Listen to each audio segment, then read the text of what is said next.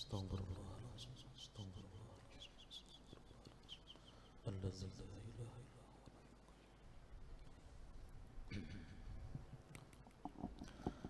Bismillahirrahmanirrahim. Alhamdulillahi rabbil alamin. Wa bihi nasta'in ala umuri dunya waddin. Wassalatu wassalamu ala ashrafil anbiya'i wal mursalin, Sayyidina wa maulana Muhammadin wa ala alihi wa sahbihi ajma'in. Amma ba'du. Al-mukarramun wal muhtaramun, yang sama-sama kita muliakan dan yang kita cintai, para habaib dan para alim ulama, guru-guru agama, para asatiz, para muhibbin, hadirin wal hadirat rahimakumullah. Puji dan syukur yang tidak terhingga kita haturkan ke hadirat Allah Subhanahu wa ta'ala, yang mana dengan taufik dan hidayah serta inayahnya pada malam ini kita dapat berkumpul kembali di majelis yang penuh berkah dan rahmat ini. Kemudian salawat dan salam atas junjungan kita Nabi besar Muhammad sallallahu alaihi wasallam dan seluruh keluarga, para sahabat, zuriat dan pengikut beliau ila yaumil qiyamah. Para muhibbin rahimakumullah. Kemudian mengenal nama Allah Al-Afu. Al-Afu adalah nama Allah yang ke-82. Al-Afu artinya yang maha memaafkan atau yang maha pemaaf. Maksudnya, dialah Tuhan yang menghapuskan kejahatan-kejahatan hamba-Nya dan memaafkan segala maksiat dan kesalahan. Yang demikian itu ada kalanya sesudah si hamba itu bertobat dan mendapat hukuman, dan ada kalanya kemaafannya itu sesudah bertobat tanpa dihukum, dan ada kalanya kemaafan yang diberikannya itu tanpa melalui tobat dan tanpa melalui hukuman. Nah, jadi Allah memaafkan hamba yang melakukan maksiat.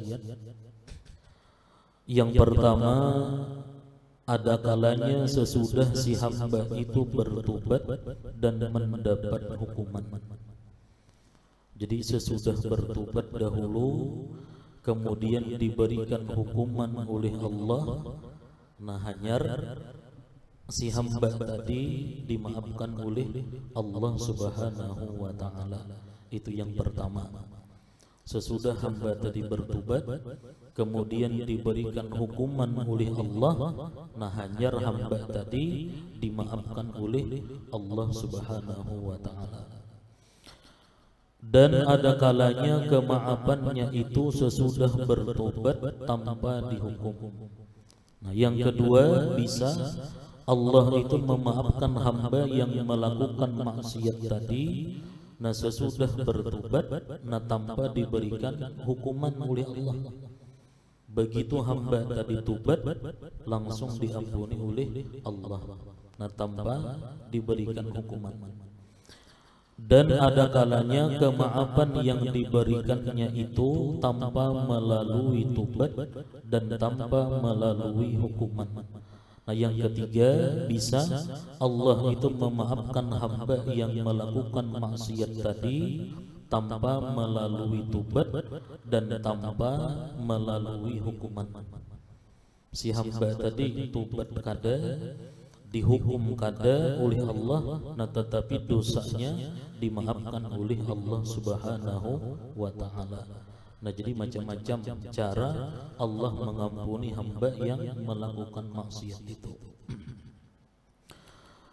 Contoh Allah memberikan maaf sesudah hamba itu bertobat dan diberi hukuman, yaitu seperti yang dialami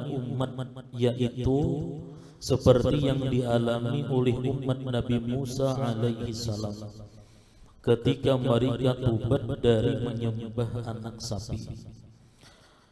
Setelah Fir'aun dan pengikutnya binasa ditelan laut dan Nabi Musa alaihi salam beserta pengikutnya yang beriman selamat, pengikut atau umat Nabi Musa meminta kepada Nabi Musa agar mereka diberikan kitab sebagai pedoman.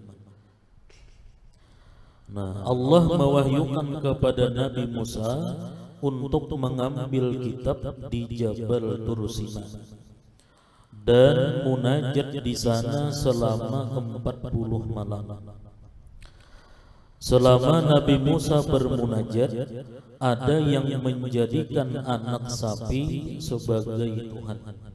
Nah, sekalinya sewaktu Nabi Musa munajat di Jabal Tur Sina selama 40 malam itu, sekalinya di kampung ada yang menjadikan anak sapi sebagai Tuhan, sebagai sesembahan.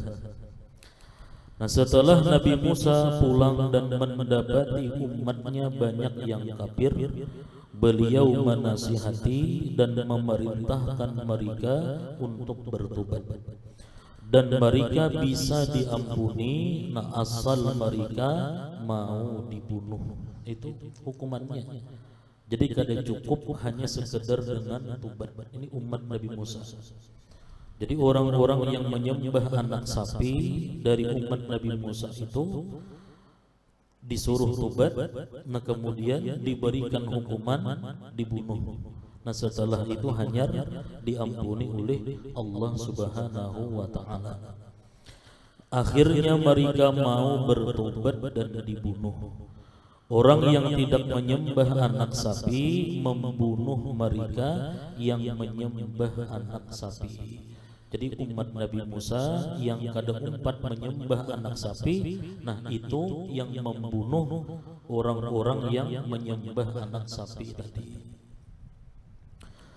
Nah, kemudian contoh Allah memaafkan sesudah hambanya bertobat tanpa mendapat hukuman. Begitu tobat langsung diampuni oleh Allah, kada diberi hukuman. Nah, contohnya yaitu ketika permulaan Islam, pada malam hari puasa tidak diperbolehkan berhubungan suami istri. Jadi waktu awal-awal Islam, nah bulan puasa itu, di malam puasa itu, waktu boleh makan minum bersetubuh itu hanya antara maghrib dan isya. Itu aja. Nah, sesudah masuk isya, makan minum bersetubuh dengan bini kada boleh lagi. Jadi di awal-awal Islam itu buka sekaligus bersahur. Jadi boleh makan minum itu antara maghrib lawan isya. Nah, sesudah isya makan minum berhubungan badan suami istri kada boleh lagi. Itu di awal-awal Islam. Nah, pada suatu malam istri Sayyidina Umar berharum-harum. Nah, terjadilah hubungan suami istri. Besok hari usai sembahyang subuh, Sayyidina Umar menghadap Rasulullah sallallahu alaihi wasallam menceritakan kejadian malam itu untuk bertobat. Nah, imbah sembahyang subuh, Sayyidina Umar menghadap lawan Nabi, mengisahkan bahwa malam tadi melakukan maksiat, menggauli bini. Melihat Sayyidina Umar maju, kemudian beberapa orang sahabat ikut maju menceritakan hal yang sama. Melihat Sayyidina Umar ini bagi sahlawan Nabi menggauli bini yang lain empat juga. Sama kasusnya. Akhirnya turun firman Allah yang artinya dihalalkan bagi kalian pada malam hari puasa bercampur dengan istri-istri kalian. Mereka itu adalah pakaian bagi kalian dan kalian pun adalah pakaian bagi mereka. Allah mengetahui bahwasanya kalian tidak dapat menahan nafsu kalian. Karena itu Allah mengampuni kalian dan memberi maaf kepada kalian. Lalu sesudah kejadian itu lalu dipulihkan. Nah, umat Nabi kita ini sesudah sembahyang Isya itu melakukan hubungan badan, hendak makan, minum, boleh. Pada awal-awalnya kada boleh dahulu. Nah, mereka para sahabat dimaafkan sesudah tobat tanpa mendapat hukuman dari Allah Subhanahu wa taala. Nah, Sayyidina Umar dan sahabat-sahabat yang lain tadi dimaafkan oleh Allah sesudah tobat tanpa mendapat hukuman itu. Adapun kemaafan yang Allah berikan tanpa tobat dan tanpa hukuman, yaitu contohnya makan, minum, dan setubuh di siang hari pada ketika puasa dalam keadaan lupa. Orang ini di siang Ramadan nih kada ingat bahwa seorang puasa lalu makan, minum. Nah, itu dimaafkan oleh Allah dan tanpa dihukum oleh Allah. Puasanya tetap sah. Nah, itu. Nah, contohnya lagi di malam nisfu Sya'ban. Nah, di malam nisfu Sya'ban itu orang yang beriman mendapatkan ampunan daripada Allah Subhanahu wa taala. Sekalipun orang yang beriman tadi minta ampun kada lawan Allah, nah tetap dosanya diampuni oleh Allah Subhanahu wa taala. Karena malam nisfu Sya'ban itu As-Sayyid Muhammad bin Alwi Al-Maliki di dalam kitab beliau mengatakan malam nisfu Sya'ban itu Jarsidin adalah Lailatul Maghfirah, malam pengampunan dosa. Jadi sekalipun kita kadang minta ampun lawan Allah, nah dosa kita tetap diampuni oleh Allah Subhanahu wa taala. Nah, tetapi ujar Nabi kita ada beberapa orang yang di malam nisfu Sya'ban itu yang kadang mendapatkan ampunan Allah. Di antaranya orang yang suka minum khamar, orang yang suka minum yang mabuk, minum yang memabukkan. Nah, itu di malam nisfu Sya'ban kalau inya kada tubat kada mendapatkan ampunan daripada Allah. Contohnya lagi orang yang durhaka kepada kedua orang tua. Nah, ini orang yang durhaka kepada orang tua di malam nisfu Sya'ban kada mendapatkan ampunan juga. Orang yang menjadi dukun, kemudian si tukang sihir. Nah, ini orang-orang yang kadang mendapatkan ampunan di malam nisfu Sya'ban. Nah, selain itu asalkan beriman saja diampuni oleh Allah Subhanahu wa taala. Nah, kemudian apa buah keimanan dengan nama Allah Al-Afu ini? Orang yang beriman dengan nama Allah Al-Afu, bahwa Allah Maha Pemaaf, ada dua macam perilaku yang mesti berakhlak ia dengannya. Yang pertama, bersyukur kepada Allah karena begitu banyak apa-apa yang dimaafkan Allah kepada kita. Jadi akhlak orang yang beriman dengan nama Allah Al-Afu, bahwa Allah itu Maha Pemaaf. Yang pertama, orang itu bersyukur kepada Allah. Nah, karena begitu banyak apa-apa yang dimaafkan Allah kepada kita. Seperti ketika kita memandang sesuatu yang haram memandangnya, kemudian kita palingkan pandangan kita itu, nah memandang yang sebentar itu dimaafkan Allah. kita talihati yang haram, sadar kita, kemudian kita palingkan pandangan kita. Nah, pandangan kita yang sebentar tadi, yang satu mata tadi, itu dimaafkan oleh Allah Subhanahu wa Ta'ala. Syukur kepada Allah yang Maha Memaafkan, yaitu bersungguh-sungguh berbakti kepada Allah dan menjauhi yang dilarangnya zahir dan batin. Bentuk syukur kita kepada Allah yang Maha Pemaaf, nah kita bersungguh-sungguh berbakti, bersungguh-sungguh melakukan taat kepada Allah dan menjauhi yang dilarangnya baik zahir maupun batin. Ini orang nang beakal. Nah, orang nang beakal, orang nang mengerti kalau Allah itu Maha Pemaaf. Nah, tentu inya bersyukur, tambah rajin, tambah semangat melakukan ibadah kepada Allah dan menjauhi yang dilarang oleh Allah. Nah, orang yang kada mengerti, orang yang kada berakal, sementang-mentang Allah itu Maha Pemaaf, tambah wani lawan Allah. Ini kada paham berarti. Nah, janganlah bersikap sebaliknya. Karena Allah Maha Memaafkan, lalu kita tambah berani. Jika kita tahu seseorang itu baik terhadap kita, apa yang kita minta diberinya, tidak diminta pun juga dia beri, maka kita akan cinta kepada orang itu, berterima kasih, nah bukan malah berani mengambil kepunyaan orang itu. Jika kita benar-benar yakin Allah Maha mengampuni kesalahan-kesalahan kita jika kita tobat, bahkan banyak kesalahan-kesalahan kita yang dimaafkannya tanpa disiksanya dan tanpa permohonan ampun dari kita, maka sepantasnya kita bersyukur kepada Allah Subhanahu wa Ta'ala.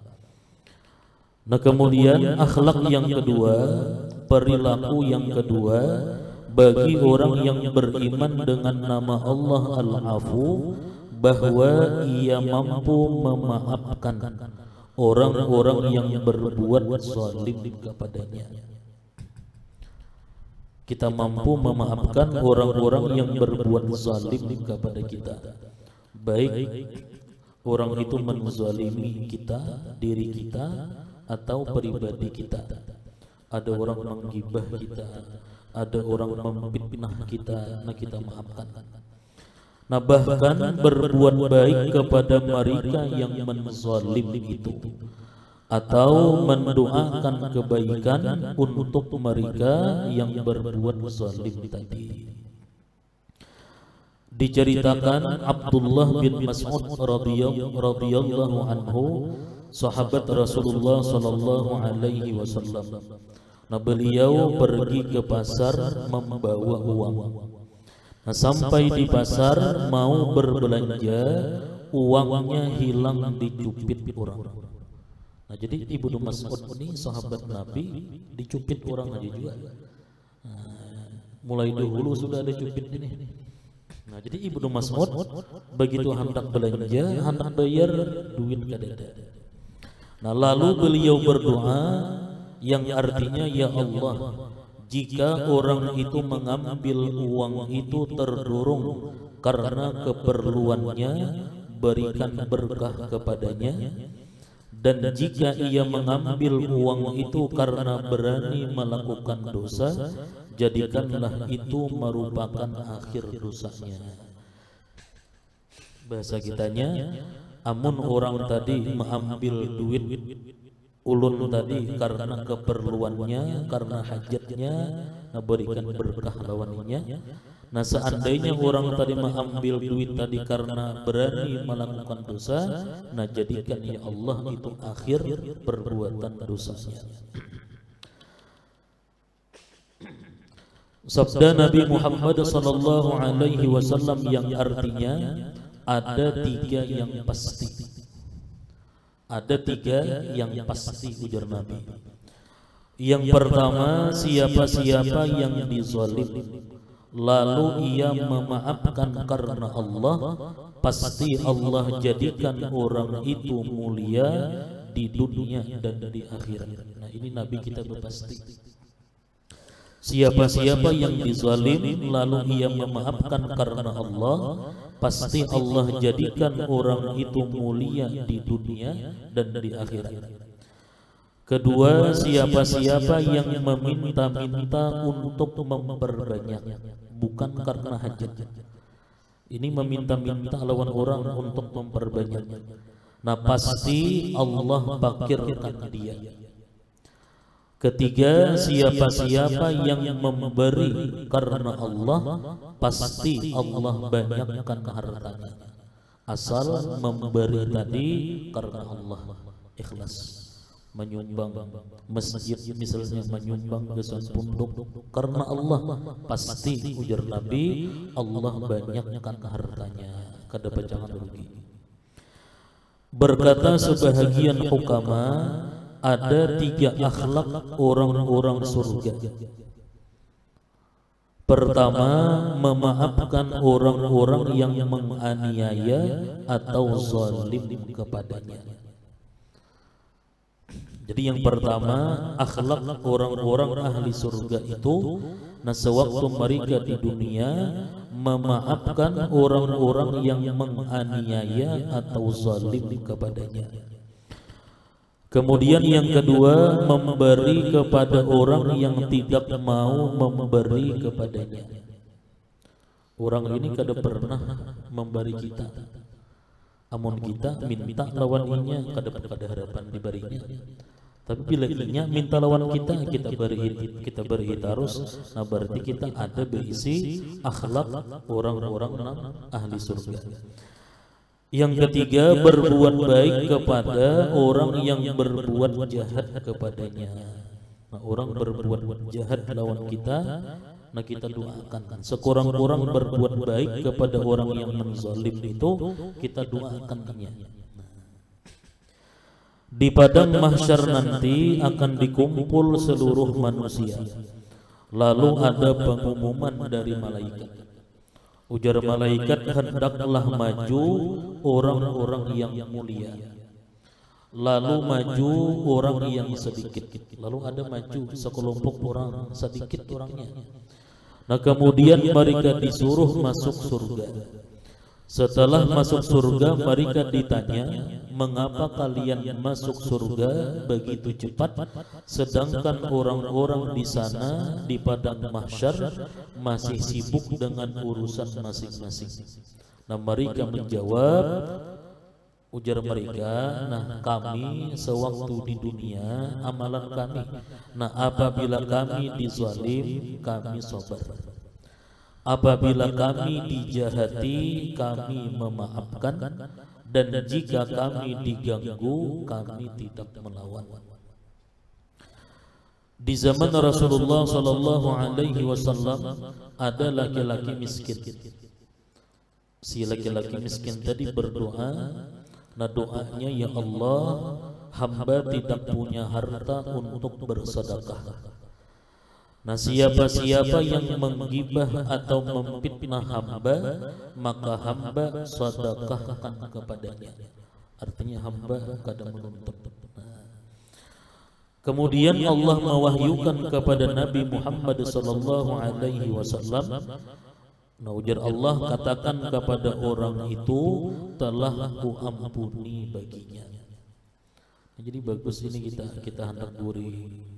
Kita sebelum kita guring nih, nah ujar kita, nah ya Allah, seandainya nih di hari ini ada orang-orang yang menggibah ulun, ada orang yang memfitnah ulun, nah ulun rilakan, atau ulun sedekahkan itu lawan inya.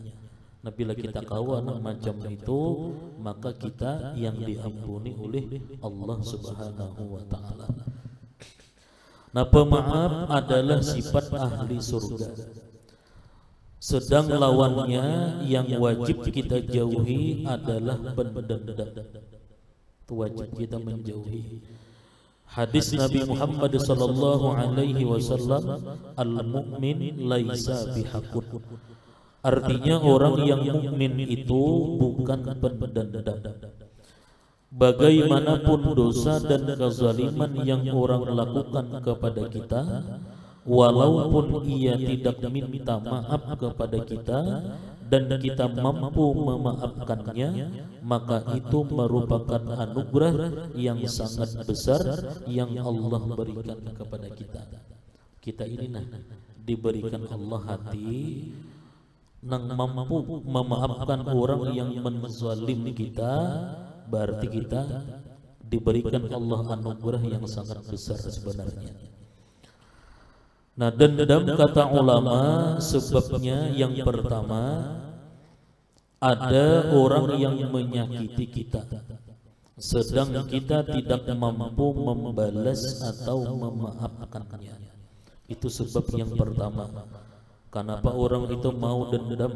Nah, sebabnya yang pertama, ada orang yang menyakiti kita, nah sedang kita tidak mampu membalas atau kada mampu memaafkan orang tadi. Yang kedua, karena kita dikalahkan orang lain dan kita tidak mampu menerimanya dengan lapang dada. Kita ini dikalahkan orang. Nah, kita kadang mampu menerima kekalahan tadi dengan lapang dada. Nah, itu kan bisa timbul dendam di situ. Dendam ini dosanya sangat besar dan dendam merupakan induk dari berbagai macam dosa.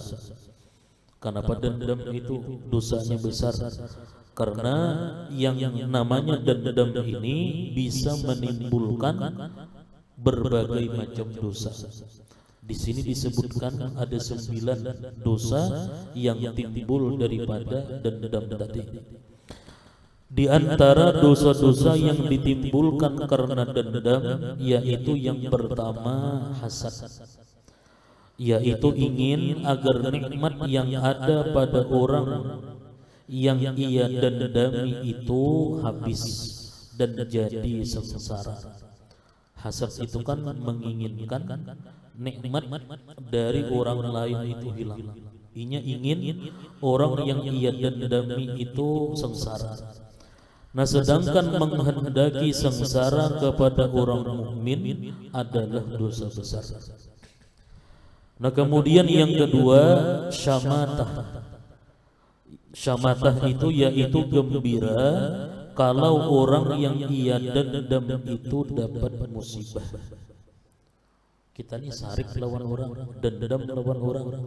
Nah, kemudian orang yang kita dendam itu mendapatkan musibah. Dan tentu hati kita suka hapus itu. Lagi senang hati ini.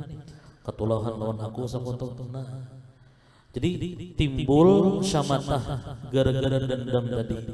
Gembira kalau orang yang ia dendam itu dapat musibah. Nah, ini juga sangat bertentangan dengan ajaran Rasulullah sallallahu alaihi wasallam. Rasulullah mengajarkan kepada kita untuk iradatul khair lil ghair. Kita ini berkehendak baik untuk orang lain, untuk muslimin dan muslimat. Kemudian yang ketiga, al-hajaru wal musaramah. Itu pakai sad, lain pakai shin. Jadi yang ketiga, al-hajaru wal musaramah. Artinya selalu bertolak belakang, berpaling muka dan putus hubungan. Gara-gara dendam lalu kada hakun barawaan lagi, memutuskan hubungan. Itu gara-gara dendam. Kemudian yang keempat, istisgharuhu, mengecilkan dan memperinting orang lain dan menganggap dirinya lebih tinggi dan hebat. Kemudian yang kelima, berkata-kata yang tidak baik, menggibah, fitnah dan kata-kata kotor lainnya. Bila kita tuh sudah sarik lawan orang dan dendam lawan orang, kata-kata nang keluar tuh kada nang baiknya lagi. Bungol tampuk tuh udahnya. hati sudah sarik berdahulu. Nah kemudian yang keenam, selalu jahat sangka terhadap orang yang ia dendam itu. Kita nih si A nih dendam melawan si B. Apakah yang dijauhi oleh si B itu si A itu pasti sangka jahat terus. Kada denang baiknya kada di hadapan si A itu. Apakah disambatinya sangka jahat terus. Jadi selalu jahat sangka terhadap orang yang ia dendam itu. Yang ketujuh, mengganggu dan menyakiti orang yang didendam, bahkan bisa sampai membunuhnya. Ini bila sudah kada tahan lagi, bisa membunuh orang-orang dendam ini. Kemudian yang kesembilan, kikir dengan orang yang didendam. Kita sarik lawan orang minjem sebida, kada harapan kita injami, kita sarik berdahulu. Jadi kikir dengan orang yang didendam. Yang kesembilan, mendoakan dengan doa yang tidak baik. Nah itu orang yang dendam pasti itu biasanya mendoakan doa yang kada baik lawan orang yang didendam tadi. Nah dengan mengenal nama Allah Al-Afu yang Maha Pemaaf, secara tidak langsung mendidik kita supaya kita jadi orang pemaaf dan tidak jadi pendendam. Allah Subhanahu wa Ta'ala yang memberikan segalanya dan Dia mampu menindak setiap hamba yang menentangnya. Apabila hamba itu minta maaf, bagaimanapun besar kesalahan hamba itu, Allah akan memaafkannya. Nah hendaknya kita pun mencontoh nama Allah Al-Afu ini. Apalagi bukan kita yang memberi rizki dan memberi makan orang-orang yang bersalah terhadap kita. Nah mengapa kita tidak memaafkannya? Jadi yang kedua, akhlak orang yang beriman dengan nama Allah Al-Afu yang Maha Pemaaf. Nah orang itu berakhlak dengan pemaaf juga. Artinya mampu memaafkan orang-orang yang berbuat zalim kepadanya. Wallahu a'lam bissawab. Kemudian selanjutnya mengenal nama Allah Ar-Rauf. Ila hadratin Nabi Mustafa Rasulullah sallallahu alaihi wasallam. Al-Fatihah.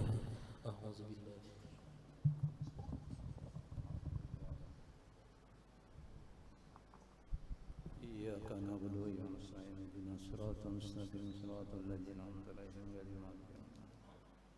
Bismillahirrahmanirrahim. Allahumma shalli wa sallim ala Muhammadin fil awwalin. Allahumma salli ala Muhammadin fil akhirin. Allahumma salli ala Muhammadin fil malaikatil muqarrabin wa ala alihi wa sahbihi ajma'in. Bismillahirrahmanirrahim. Alhamdulillahi rabbil alamin hamdan yaqbilu ya rabbana lakal hamdu ya man baghil sultanik subhanaka la tusina la ilaha illa anta wa lakal hamdu ya radit wa lakal hamdu ya radha wa lakal hamdu ya radit. Allahumma salli ala sayyidina Muhammadin fil awwalin. Allahumma salli ala Muhammadin fil nabiyyin. Allahumma salli ala Muhammadin fil malaikatil muqarrabin wa ala alihi wa sahbihi ajma'in. Allahumma salli ala Muhammadin wa alaina wa anta ar-rasyid. Allahumma inni nastaghfiruka wa nastaghfiruka ilana wa anfusana wa ulana wa ahlana kulla shay'in alaikana. Allahumma ij'alna wa iyyahum fi kanafika wa amaika wa yajika tilka min kulli syaitanir marid wa jabal anif wa ja'ani wa kulli insanin qadir.